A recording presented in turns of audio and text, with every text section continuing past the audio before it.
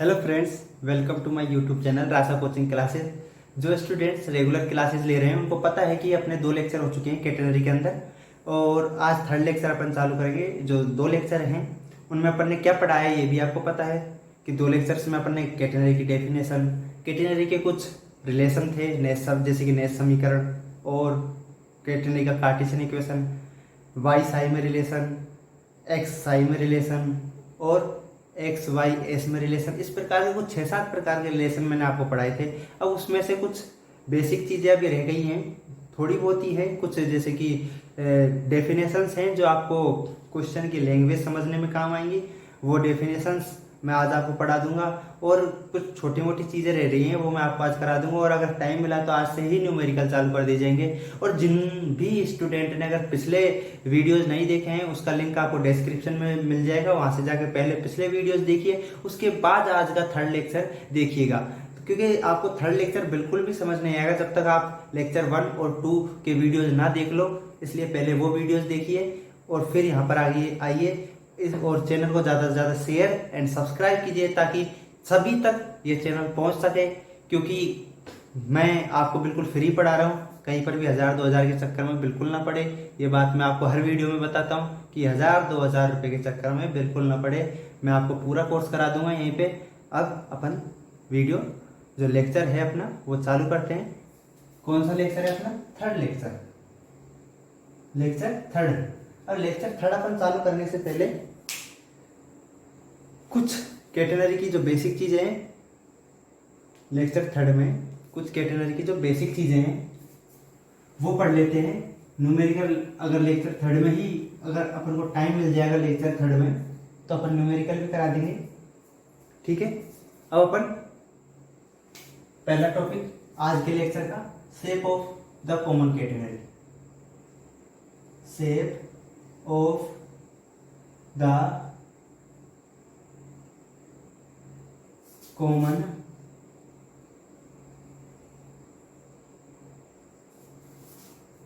साधारण कैटेगरी की आकृति। और नींद आप बिल्कुल ना लें, बिल्कुल बोर्ड पर ध्यान रखें, कहीं ऐसा ना हो कि नींद ले रहे हो, अरे पर मैं क्यों बोल रहा हूँ, बिल्कुल वीडियो है रोक कर वापस देख लेंगे, नींद भी ले रहे होंगे। तो साधारण कैटेगरी की आकृति। साधारण कैटेगरी की आकृति क्या होता है? मैंने आपको कैटेगरी का कार्टेशियन इक्वेशन बताया था, किसमें? लेक्चर फर्स्ट में बताया था आपको। क्या होता है कैटेगरी का कार्टेशियन इक्वेशन? y बराबर c कोस हाइपरबोले x अपॉन c, यही होता है ना कैटेगरी का कार्टेशियन इक्वेशन। होता है कि नहीं होता है? भूल गए होंगे, देखा ही नहीं है। अगर देख भी लिया होगा तो याद नहीं है, बस नोट्स थोड़ी बना रहे होगे आप, मेरे को पता है। पढ़ना तो बिल्कुल छोड़ रखा है, पढ़ना तो है ही नहीं। अब आपको एक फॉर्मूला याद होगा, 12th में ही 11th-12th में ही पढ़ लिया होगा आपने, तो E theta plus e minus theta upon 2। कोस हाइपरबोले थीटा का सूत्र क्या होता है? E theta plus e minus theta upon 2। होता है कि नहीं होता? होता है ना। तो यहाँ पर थीटा की जगह क्या लिखा हुआ है? एक्स अपॉन सी। तो यहाँ पर थीटा की जगह अपन एक्स अपॉन सी का प्रयोग करेंगे, तो देखिए क्या हो जाएगा, y इजकल टू सी, इसको क्या लिख देंगे अपन? E x upon c plus e minus x upon c by 2। क्या हो जाएगा? सी ई एक्स अपॉन सी ई की power x upon c plus e minus x upon e की power minus x upon c by 2। अब आपको एक चीज और पता होगी कि ई की पावर एक्स का एक्सपेंशन क्या होता है, मतलब प्रसार क्या होता है? प्रसार क्या होता है? 1 plus x square factorial 2 plus x cube factorial 3 plus x 4 factorial 4, इस तरीके से डॉट डॉट डॉट, ठीक है। और ई की पावर माइनस एक्स का प्रसार क्या होता है? 1 minus x plus x square factorial 2 minus x cube factorial 3 plus x 4 factorial 4। इस तरीके से, मतलब जो भी विषम घात है वहां पर माइनस आ जाएगा, ठीक है। इस तरीके से इसका प्रसार होगा। अब अपन क्या करेंगे? इसका प्रसार करेंगे ये प्रसार आप साइड में किसी कोष्टक में उतार लीजिएगा, नोट डाल के इस तरीके से साइड में उतार लीजिएगा। जो भी इस दो सूत्र मैंने आपको लिखाए हैं, जो जिनको ये सूत्र याद नहीं है वो क्या करेंगे, कोष्टक बनाएंगे साइड में और उतार लेंगे इनको। ठीक है, y बराबर c/2 को अपन क्या लिया, बाहर ले लिया, ई एक्स है। अब e की पावर x अपॉन सी का, वहां पर e की पावर x का एक्सपेंशन लिखा था मैंने, अपन x की जगह पर क्या लिखा है, x अपॉन सी। तो अब इसका प्रसार क्या होगा, इसका प्रसार होगा देखो 1 plus x upon c plus x square c square 1 upon factorial 2 plus x cube c cube 1 upon factorial 3 plus x4 c4 1 upon factorial 4। इस तरीके से डॉट डॉट डॉट प्लस 1। अब इसका प्रसार करेंगे e की पावर माइनस एक्स अपॉन सी का, क्या हो जाएगा 1, ये प्लस यहाँ पर लगा दिया अपन ने, प्लस फिर minus x upon c plus x square upon c square factorial 2। अब क्या आएगा, minus x cube c cube 1 upon factorial 4 plus x4 c4 1 upon 4 आएगा, 4 आएगा नहीं फैक्टोरियल 4। ठीक है, इस तरीके से ये प्रसार हो गया। अब प्रसार अपने कर लिया, अब अपन इसमें जोड़ तोड़ करेंगे, क्या कट रहा है क्या नहीं कट रहा है। ठीक है, वो कर लेते हैं अपन। ठीक है, अब देखो जितने भी विषम, जिन भी पदों के विषम पावर लग रही है, सिर्फ एक को छोड़ के, एक के तो कुछ भी पावर लगा लो आप, एक स्क्वायर कर लो तो वो एक रहेगा, एक के पावर इन्फिनिटी कर लो तो भी वो एक ही रहेगा। तो जो भी इसको छोड़कर जो भी विषम पावर वाले पद हैं, जो सारे कट जाएंगे। देखो ये कट गया, ये वाला भी कट गया, इस तरीके से आगे अनंत तक जितने भी विषम पावर वाले पद हैं वो सारे कट जाएंगे। ये क्लियरली दिख रहा है। अब देखो अपन क्या करते हैं, y इज टू c/2 अपने पास बाहर है, c/2 अपने पास बाहर है। अब अपन ने क्या किया, देखो ये और ये दोनों जुड़ जाएंगे तो क्या आ जाएगा, पहले तो इसको जोड़ लो, एक और एक को, 2 हो जाएंगे प्लस, फिर यहाँ पर क्या आ जाएगा, इनको जोड़ोगे अब x square c square plus plus क्या 2 अपॉन फैक्टोरियल 2, क्योंकि 2 इसलिए आ गए ना, एक ये रहा सेम पद है तो 2। ठीक है, फिर प्लस x4 c4 2 फैक्टोरियल 4। इस तरीके से डॉट डॉट डॉट आगे तक पद जा रहे हैं। सम घात वाले पद बच गए, विषम घात वाले सारे पद कट गए, ये बात आपको पता है।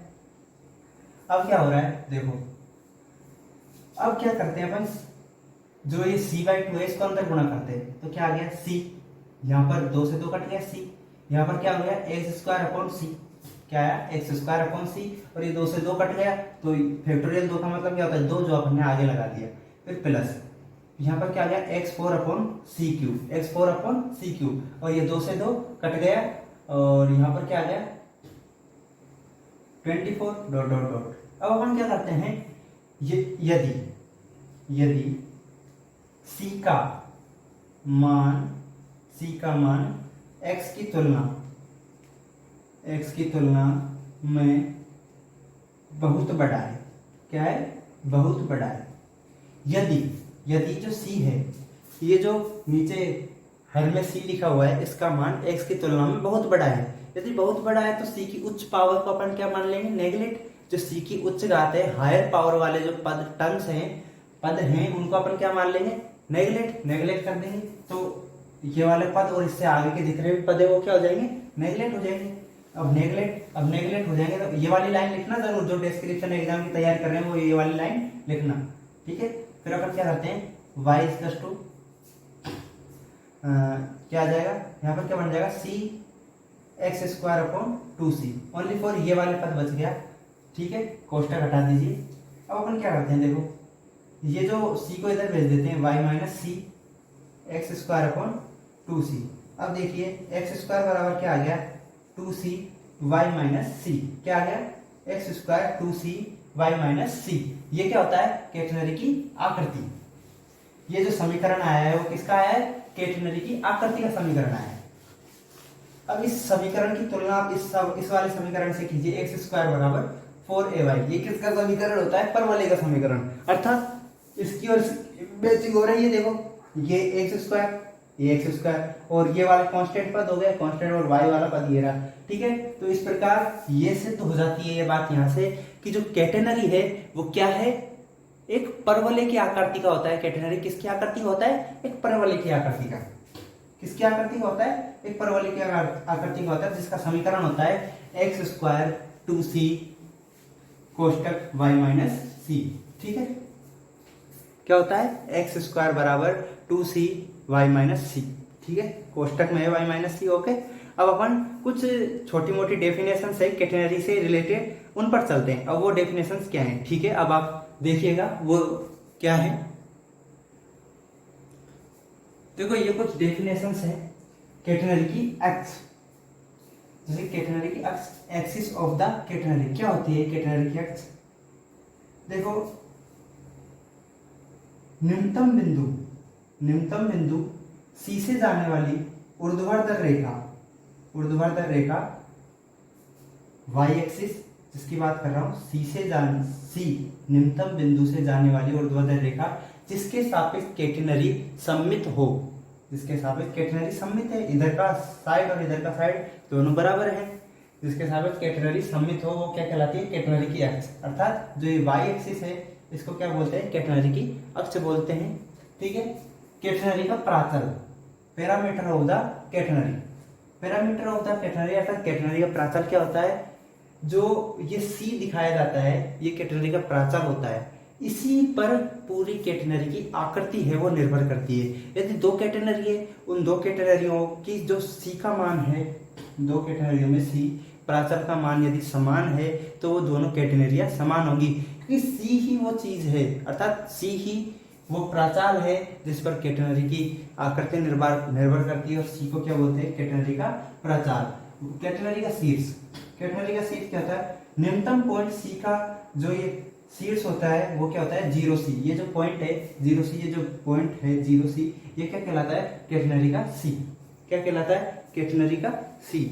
शीर्ष कहलाता है। ये क्या कहलाता है? केटेनरी का शीर्ष। अब इसके बाद आता है केटेनरी की नियता। केटेनरी की नियता, केटेनरी की नियता।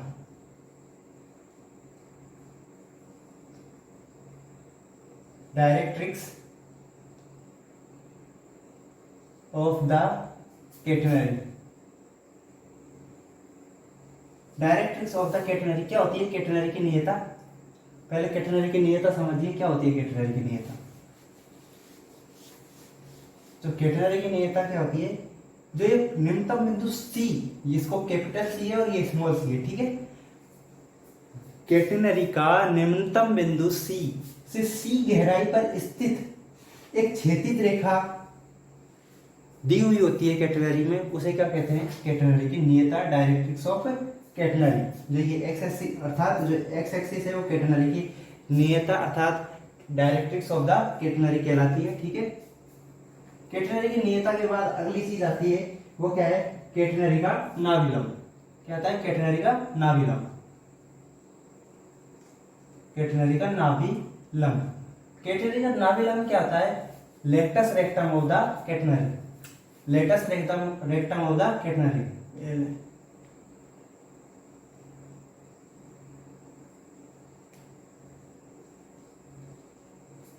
जो केटेनरी का नाभिलंब है वो क्या होता है? आपने देखा होगा कि जो अपने पास इक्वेशन आया था वो क्या आया था? एक्स स्क्वायर बराबर 2c y माइनस सी। ये अपने पास रिलेशन आया था किसका? केटेनरी के नाभिलंब का। केटेनरी के नाभिलंब का नहीं, केटेनरी की आकृति का ये इक्वेशन आया था। इसमें जो 2c होता है वो केटेनरी का लेटस रेक्टम कहलाता है। क्या कहलाता है? जो 2c है वो केटेनरी की लेटस रेक्टम कहलाती है। आपने एक सूत्र पता होगा T नॉट बराबर WC, एक रिलेशन पढ़ाया था मैंने आपको पिछले लेक्चर्स में। यहाँ पर C बराबर क्या हो जाएगा? T not upon W। T not upon W. तो ये है वो क्या कहलाता है, latus rectum, latus rectum of the catenary. ठीक है, अब आता है कैटेनरी का विस्तृति। कैटेनरी की विस्तृति आती है स्पान ऑफ द कैटेनरी। क्या आता है, स्पान ऑफ द कैटेनरी, विस्तृति, span, span of the catenary. अब कैटेनरी का स्पान क्या होता है, जो ये ए पॉइंट, ये दो स्थिर पॉइंट जिनसे कैटेनरी, जो कैटेनरी या डोरी या जंजीर है कोई भी, ए सी बी वो लटकी हुई होती है, और जो ए से बी तक की जो क्षैतिज जो डिस्टेंस होती है, क्या क्षैतिज डिस्टेंस, जो क्षैतिज डिस्टेंस होती है वो क्या कहलाती है, कैटेनरी की विस्तृति, स्पान ऑफ द कैटेनरी। अब क्या रह गया, कैटेनरी का झोल, कैटेनरी का झोल, सेग ऑफ द कैटेनरी। क्या रह गया, सेग of the catenary, सेग of the catenary, catenary का झोल, झोल। कैटेनरी का झोल क्या होता है, झोल का मतलब लटकना, झोल। अब कैटेनरी का झोल क्या हो गया, अब कितनी नीचाई तक, मतलब इस पॉइंट से इस पॉइंट तक की जो डिस्टेंस होती है, मतलब y से लेकर c तक की जो ये डिस्टेंस, y इस पॉइंट को कुछ भी मान लो आप, m मान लो, m से लेकर मतलब जो c तक की जो ये डिस्टेंस है, ये जो जितनी इसमें झोलता उत्पन्न हो रही है, जितनी डिस्टेंस की झोलता उत्पन्न हो रही है, मतलब जो m से लेकर जो c तक का जो डिस्टेंस है वो क्या कहलाता है, कैटेनरी का झोल, सेग ऑफ द कैटेनरी। ये थी आपकी नॉर्मल डेफिनेशंस थी जो मैंने आपको बता दी है। अब अपन आगे चलते हैं, आगे अपन क्या कुछ महत्वपूर्ण निगमन है, जैसे इंपॉर्टेंट डिडक्शन, वो बताता हूँ मैं आपको। पहले आप इंपॉर्टेंट डिडक्शन अभी आपको मैं बोर्ड पे लिखा देता हूँ, पहले उसको उतार लीजिएगा और ये डेफिनेशन को भी समझिएगा, क्योंकि क्वेश्चंस में की जो लैंग्वेज होती है वो इन्हीं डेफिनेशंस के आधार पे, और क्वेश्चन की लैंग्वेज आपको तभी समझ आएगी जब ये डेफिनेशंस आपको आती होगी। ठीक है, अब अपन चलते हैं इंपॉर्टेंट डिडक्शंस पर। देखिए ये है वो इंपॉर्टेंट डिडक्शन, महत्वपूर्ण निगमन। आप जो कंपटीशन एग्जाम की तैयारी कर रहे हैं, जैसे फॉरेस्ट रेंजर, यूपीएससी वगैरह की जो तैयारी कर रहे हैं, वो इस लाइन को डायरेक्ट याद रखिए, क्योंकि ऑप्शन जो भी ऑब्जेक्टिव पेपर आता है उसमें ये चीज़ डायरेक्ट पूछी जाएगी। ठीक है, और जो भी डिस्क्रिप्टर एग्जाम की तैयारी कर रहे हैं उसके लिए मैं इस चीज़ को भी प्रूफ करा के बता दूंगा, और वैसे भी कंपटीशन की तैयारी करने वाले भी प्रूफ को समझ लीजिएगा, उनको समझ आ जाएगी ऐसा होता है तो क्यों होता है, ताकि जो प्रूफ एक बार सामने आ जाता है ना प्रैक्टिकली चीज़, तो चीज़ याद हो जाती है कि ऐसा होता है। आप इसको याद करोगे तो क्या पता आप भूल जाओ, इसलिए जो भी कंपटीशन तैयारी कर रहे हैं वो भी प्रूफ को ढंग से देखिएगा।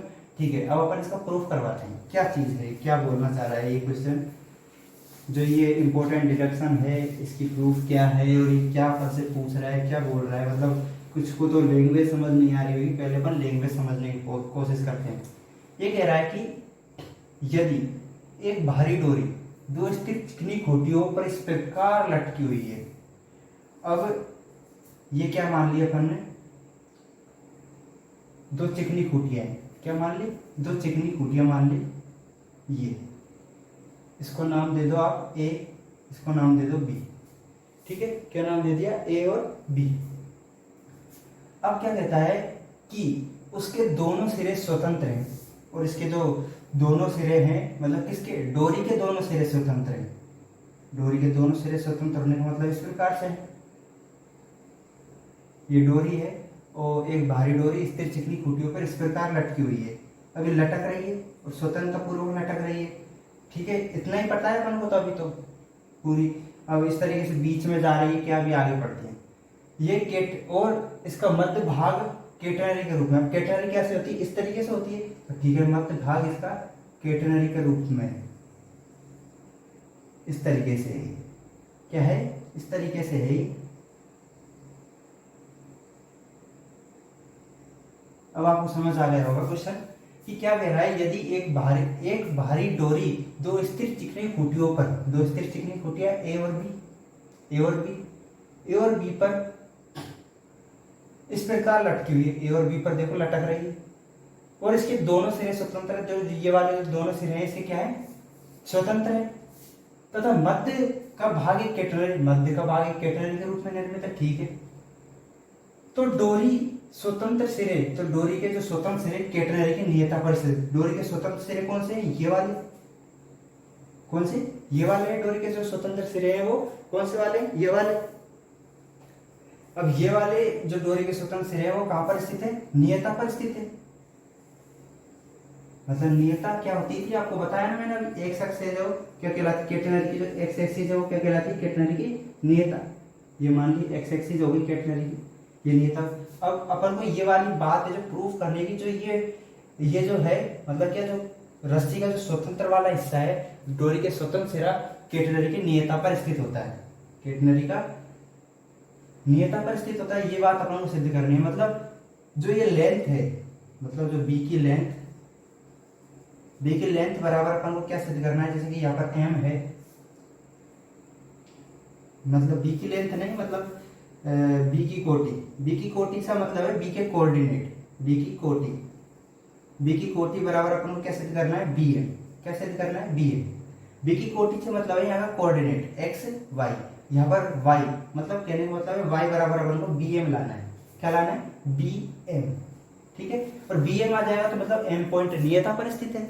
इससे अपन प्रूफ कर लेंगे कि एम पॉइंट कहां पर स्थित है, इसकी नियता पर स्थित है। ठीक है, अब अपन इस क्वेश्चन को करते हैं, आपको समझ तो आ गया होगा बिल्कुल भी।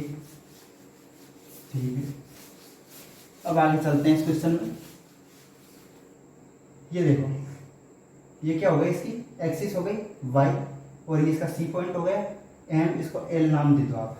ठीक है, अब अपन ने क्या करता है यार, अब अपन क्या करते हैं, ठीक है, क्या किया अपन ने, एक डोरी ली अपन ने, क्या, L A C B M, जो कि दो चिकनी खूंटियों ए और बी से गुजर रही है। जो डिस्क्रिप्टिव एग्जाम की तैयारी कर रहे हो पहले ये लाइनें लिख लीजिएगा कि हमने क्या लिया, L A C B M, एक डोरी ली जो कि खूंटियों ए और बी, जो चिकनी खूंटियां है इन पर क्या है, लटकी हुई है। अब चूंकि ए और बी क्या है, चिकनी खूंटियां हैं, ये क्या है, चिकनी खूंटियां हैं, अतः इनसे गुजरने पर डोरी के तनाव में कोई फर्क नहीं पड़ेगा, क्योंकि चिकनी खूंटियां हैं। जो तनाव डोरी जैसे जैसे गुजरती जाएगी तो जो भी तनाव होगा वो सब हिस्से पर समान ही रहेगा। इस चिकनी खूंटी से डोरी के तनाव पर कोई फर्क नहीं पड़ेगा। अगर खुरदरी होती तो वो डोरी को घिसती, घर्षण होता है तो कुछ भार वगैरह में कमी आती है, उससे तनाव में क्या बदल जाता है। तो ठीक है, अब अपन क्या करते हैं, पॉइंट, अब चूंकि तनाव में कोई परिवर्तन नहीं आ रहा चिकनी, तो अपन क्या करते हैं, पॉइंट बी पर तनाव क्या होगा, बराबर बी की बराबर डब्लू इंटू बी की कोटि। अब कई बोल रहे होंगे ये कहां से आया, बी पर तनाव बराबर डब्लू इंटू बी की कोटि। अब बी की कोटि यहाँ पर बी की कोटि का मतलब यहाँ पर क्या है, बी के कोऑर्डिनेट से, बी के कोऑर्डिनेट क्या है यहाँ पर एक्स और वाई। और आपको मैं एक सूत्र पहले बताता है, टी बराबर किसी भी पॉइंट पर तनाव क्या होता है, टी बराबर डब्लू वाई। और वाई क्या होता था यहाँ पर, कोऑर्डिनेट से तो लिया गया था ये वाई, यहाँ कोई पॉइंट है तो यहाँ पर ये जो लेंथ है वाई वही तो लिया गया था, एक टी डब्ल्यू वाई। तो ये बी की कोटि यहाँ पर कोऑर्डिनेट को डिनोट कर रही है। आप कुछ अलग शब्द मत समझिएगा इसको, बी की कोटि। ठीक है, टी बराबर डब्ल्यू वाई वाले सूत्र से हुई है। ठीक है, अब यहाँ पर क्या हो गया कि बी से नीचे की ओर लटकी हुई डोरी बी एम का भार, ठीक है, बी से नीचे की ओर स्वतंत्रता पूर्वक लटकी डोरी बीएम का भार,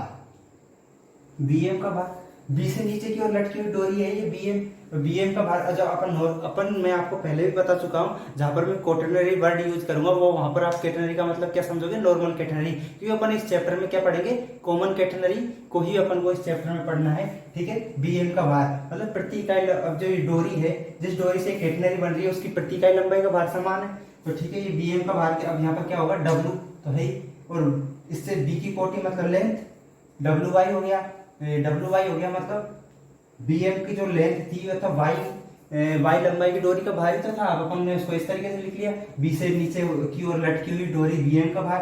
अब अपन इसको किस तरीके से लिख सकते हैं, डब्लू बीएम, किस तरीके से लिख सकते हैं, डब्लू बीएम लिख सकते हैं कि नहीं लिख सकते, ठीक लिख सकते हैं। अब क्या आ गया, ये देखिए डब्लू बी की कोटि बराबर क्या आ गया, W B M. W B M आ गया, डब्ल्यू से डब्ल्यू गया, बी की कोटि, बी की कोटि बराबर क्या आ गया, बी एम। और एम पॉइंट कहां पर स्थित था उस चित्र में, उसकी नियता पर, एक्स एक्सिस पे स्थित था कि नहीं था। तो बी की कोटि अर्थात बी की कोटि का मतलब जो बी के कोऑर्डिनेट होता, बी के कोऑर्डिनेट में जो इसकी वाई जो लेंथ थी, मतलब बी के कोऑर्डिनेट एक्स वाई, मतलब जो बी की हाइट है वो क्या है, बी एम। बी एम की जो लंबाई, जिसमें एम पॉइंट कहां पर है, एम पॉइंट कहां पर है, उसकी नियता पर स्थित है। और नियता पर स्थित होने से ये बात बिल्कुल क्लियरली सिद्ध हो जाती है कि जो इस प्रकार स्वतंत्रता पूर्वक जब कोई डोरी लटकी है तो वो कहां पर, नियता पर मिलेगी। ठीक है, अब अपन ने इंपॉर्टेंट डिडक्शन को समझ लिया है, आपको समझ आ गया होगा जो इंपॉर्टेंट डिडक्शन है वो क्या है, वो उतार लीजिएगा आप बिल्कुल भी। ठीक है, क्या है, बी की कोटि, बी की कोटि, बी की कोटि बराबर बी एम, इसको उतार लीजिएगा पूरा, ये प्रूफ है आपके सामने इस तरीके से। और जो कंपटीशन के एग्जाम वाले हैं वो इसको डायरेक्ट याद रखना। ठीक है, आज की कैटेगरी के लेक्चर 3 में इतना ही बहुत है। जो न्यूमेरिकल से अपन नेक्स्ट लेक्चर से चालू कर देंगे। आपको जल्दी से जल्दी मैं कोर्स भी करा दूंगा। जो कैटेगरी ज़्यादा ज़्यादा लंबा टॉपिक नहीं है, छोटा ही टॉपिक है। इसके लेक्चर्स में कुछ ही सवाल है, ज़्यादा सवाल इसमें कैटेगरी में है नहीं, आपको मैं करा दूंगा वो भी। ठीक है, अब आपका जो बेसिक था कैटेगरी का वो कंप्लीट हो चुका है पोर्शन। अगले वीडियो में जो अगला लेक्चर जो भी आएगा उसमें आपको न्यूमेरिकल कराए देंगे। आप ये 3 वीडियो को देखकर नोट्स बना लीजिए, जो भी 3 लेक्चर हुए हैं अब तक कैटेगरी का, इनको बनाकर और सारे के सारे कॉन्सेप्ट्स एकदम क्लियर करके याद रख लीजिएगा। और क्योंकि जो अभी 4th लेक्चर आएगा कैटेगरी का, क्योंकि उसमें आपको बिल्कुल भी समझ नहीं आएगा कि क्या हो रहा है हमारे साथ, ये सवाल में ये चीज़ें कहाँ से आ गई, ये चीज़ें कहाँ से आ गई, इसलिए बिल्कुल याद रखिए चीज़ों को। ठीक है, और जो रिलेशन थे वो एकदम याद होने चाहिए, उनमें तो कोई गुंजाइश नहीं है, उनको तो बोलने का कोई गुंजाइश नहीं है। ठीक है, और चैनल को ज़्यादा से ज़्यादा सब्सक्राइब करिए ताकि ज़रूरतमंद स्टूडेंट तक ये पहुंच सके। ठीक है, मिलते हैं नेक्स्ट वीडियो में।